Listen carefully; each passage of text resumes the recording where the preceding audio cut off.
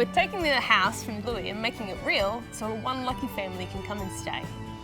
And it's my job to make that happen.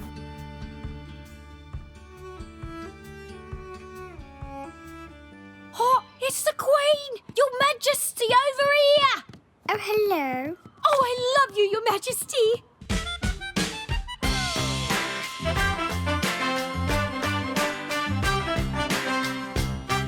I've been working really closely with the Bluey art director Costa at Ludo Studios to make sure that we've got the right balance of inspiration from the animated Bluey world to what's practical in the real house that we're creating. You kind of just need the main ingredients. I don't think you have to be exact. Like, you see that, you see the colors, you see the general proportions, and it reads like the healer's house. So Costa was really great. He shared some of the secrets that they use in approaching colour and line and texture in the show. I think it would be really cool if we got the B's on their bed, the lowercase for Bingo and the uppercase for Bluey. I'm really glad to hear that we're on the same page. Thanks,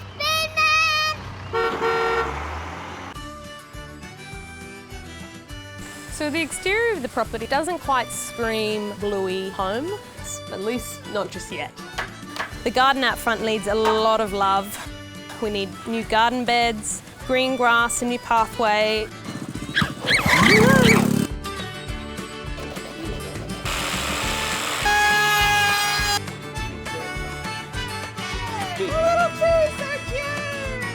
By far, the biggest job for Adam and his team is to modify the front deck to include this bay window of the healer house. The window base is about done. Adam and his crew are essentially like creative builders who get to bring all of the fun stuff to life. That was wet. So the house itself is tiny, which is my biggest challenge.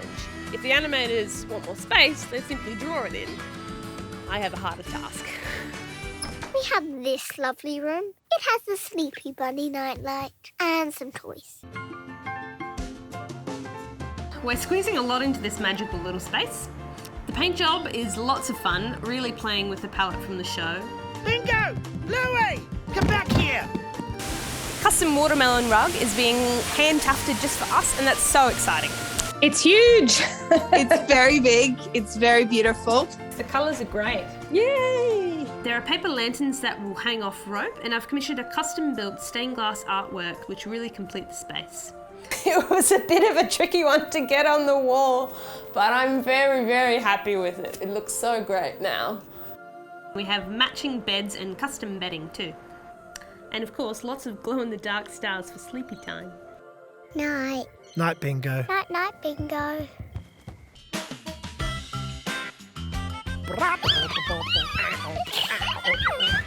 As you'd expect, the girls' playroom is all about fun. You kids have got too many toys. What? We've hardly got any. So we've got these really fun polka dots that really bring some strong contrast and pop to the walls. There's a fair bit of crafting that's going on in this space. Oh wow, it's so soft. Oh, that's a bit better. I really love the custom couches. They're just going to be so perfect for our guests to come and chill underneath the dreamy canopy above. We've got every toy under the sun. Look at this one. Bluey, look. He's come up really nice. Hello, Chattermax. We've also got Polly Puppy and Grey Dancer being custom made especially for this space. Very cuddly. Is that going to be fun? Yeah, I think so.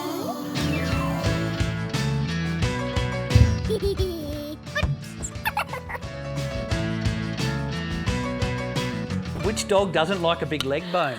For this room, we're working with Adam and his team to create custom objects we'd expect to find in the healer home. Perfect. Bingo, quick. I really love the mid-century modern details that pop up in the living room, so I get to do a lot of really fun shopping to bring this space to life.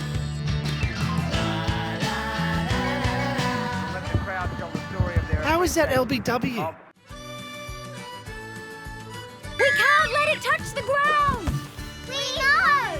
So it wouldn't be the healer house without a big backyard, a back deck and a barbecue. I love sausages. We found this barbecue secondhand and it's identical to the one in the show. There it goes. I've also been wrangling this bougainvillea plant that keeps wanting to take over the house. It's very pretty, but not quite child-friendly, so it must be tamed.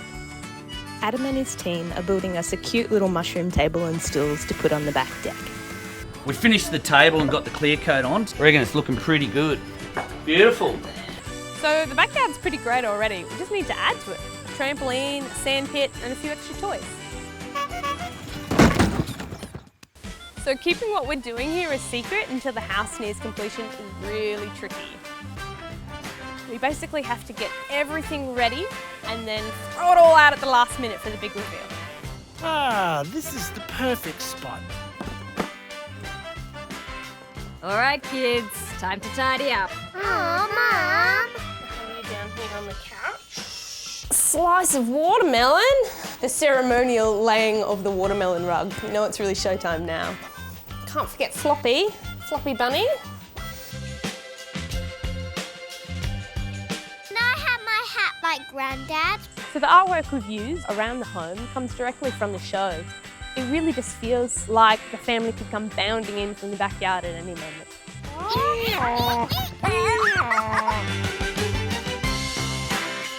It's been so exciting creating this space for a family to live out their Bluey house dreams for real life.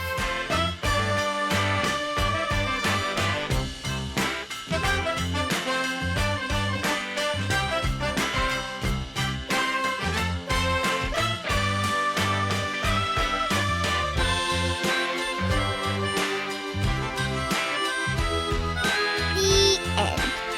See you tomorrow, Bingos!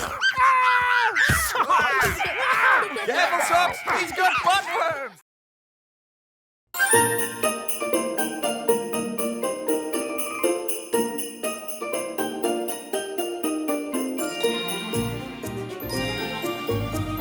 Wake up, kids! It's Christmas! Hooray!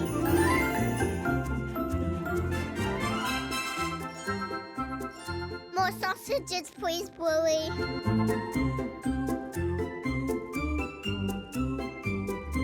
There are two really iconic Christmas episodes from Bluey. So one is Veranda Santa. Ho, ho, ho.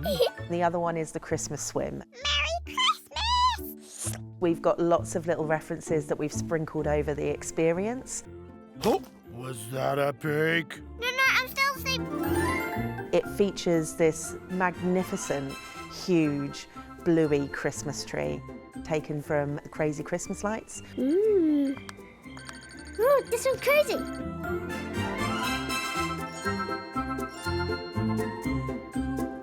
How are we making it feel like a little sort of corner of Australia in the middle of December in Kent? Well, it's a really good question. Ultimately, honouring what is a very warm season down under is elements like the colour schemes. You'll have chili and you'll have bandit standing around the barbecue.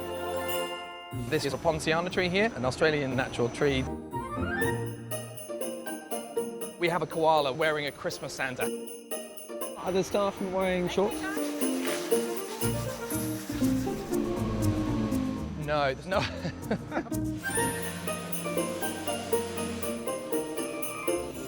The floor plan that we see here is the actual floor print that we'll have on the live experience. It's big. It's big. It's really big. And you've had 6 months to work on this, Jimmy, have you? The actual build stage has taken probably anywhere between 3 and 4 weeks. Wow. How have you managed to do that? We've got a great team. Really worked hard throughout the night.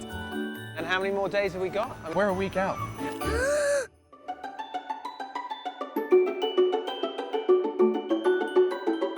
We have the house right behind us. We have the tree. We want to have the ultimate experience of bringing what they see on the TV to life.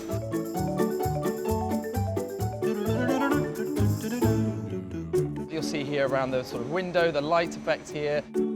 Even the rooftop brings those elements just out a little bit into a 3D world. I think I'm seeing something from the show. So that is the long dog. Everybody who's a big fan of the show will know exactly who Long Dog is. There is a magical journey to try and find long dogs in various points around the venue. I think he'll do just fine. We took inspiration from the episode Veranda Santa for the majority of the Christmas decorations. Bartleby will be there as a surprise element. Oh, it's for me! Thanks, Mum and Dad! call you Bartleby. And we are using the Christmas crowns from the Christmas swim episode. Santa pulled by kangaroos, and nice and big on the roof. Reindeers on the front of the house. The garden gnomes will be in the backyard. Wow, Jimmy. This is the tree. It's huge. So at the base, you're looking about 3 to 3.5 meters wide versus 6 meters tall. It's really impressive. And we have the 1 meter star on top. Everything from here is from a 3D drawing that is imprinted into a machine that cuts it into these amazing shapes. Up to 3 times each individual block has to go through the resin process. So labour intensive, isn't it? So labour intensive. There are going to be lights on a tree, I guess? There's going to be lights. We see the big red button getting pushed. The lights on the tree do this amazing light show. And they're really flashy. Ooh. And that's what's going to really excite the kids, because they know that red button will activate the magic of the tree.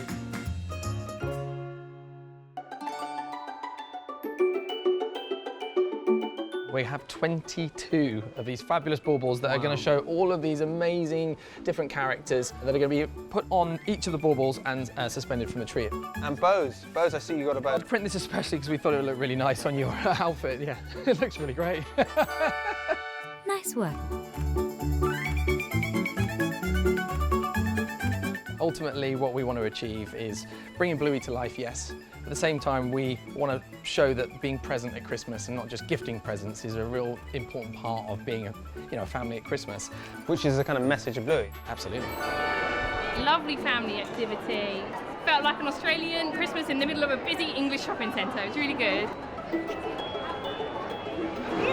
Oh, wow! He saw the Christmas tree and he was like, Bluey, Bluey, it's magical. We brought a little bit of Bluey's Aussie Christmas to Blue Water. Merry Christmas, everyone! Merry Christmas! There's a lot of hair drying going on. Ah, bingo. I don't think we could get a better theme than Bluey for a set of Christmas windows. And that's because it is just such an iconic Australian character. Everyone knows Bluey, everyone loves Bluey. Obviously we've jumped at the opportunity. This year we've decided to depict Bluey's Christmas Day. So we're taking the audience across 6 windows, and each of those windows is a special part of each day. So we start with obviously Christmas morning, unwrapping the presents. From there, we decide to go down to the beach in window 5 and play a little bit of beach cricket. And then finally, we finish just on dusk with Bluey's house lit up for Christmas, which is just a beautiful scene to finish on. So it has been a challenge to bring Bluey to real life because we've had to take 2-dimensional drawings and turn them into 3-dimensional characters, and that's always a little bit difficult just with proportions, getting things right and getting them to look right as 3-dimensional characters. All our characters start with a mould being taken off an original shape, so once we've got all the pieces to a character we have to join them together, and there's a lot of time taken where we have to make all the joins perfect so that you don't see the joins from in the fiberglass. From there we sand them by hand, then we spray putty, which is just a really thick paint that you can sands very easily, and that just brings up the surface to a nice silky smooth. And once they're at that stage, they get painted in the base colour, and then back to here where they get what's called art finishing or makeup, which adds all the different colours and the line details and everything you can see here. So I don't want to give away my secret. Oh, don't use your please face. But inside Bluey, we have some really clever control systems. And what that allows us to do is to actually choreograph Bluey's eyebrow movement. She has a tail wag, and she also tilts up and down. So our control system is able to control all those movements and combine them to make this beautiful fluid movement that brings Bluey to life. But to get Bluey's tail to wag, we have to use what's called a DC motor with a crank, and we actually swish it from side to side with a motor on the inside, pushing the tail. It's a simple movement, but obviously a movement that's got to happen 68,000 times.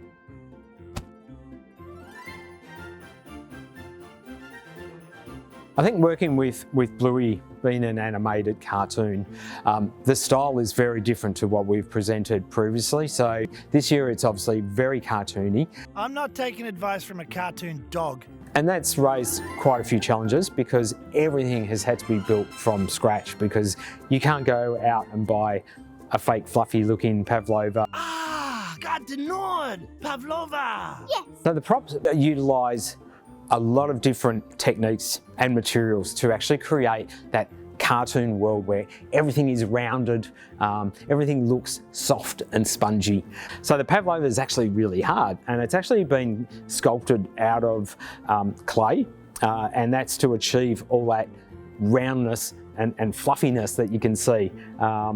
So that's one technique, is actually sculpting. Another technique is using a very special soft foam that we use here. We can get these beautiful folds and suggestion of movement with this foam, and it paints up beautifully. I think that the hardest prop so far has actually been, well, it's one of my favourite scenes, but it's actually the Christmas table and all the food on the table, because it is actually really intricate, and it's so Aussie. We've got things like prawns, we've got little mince tarts, we have a leg of ham.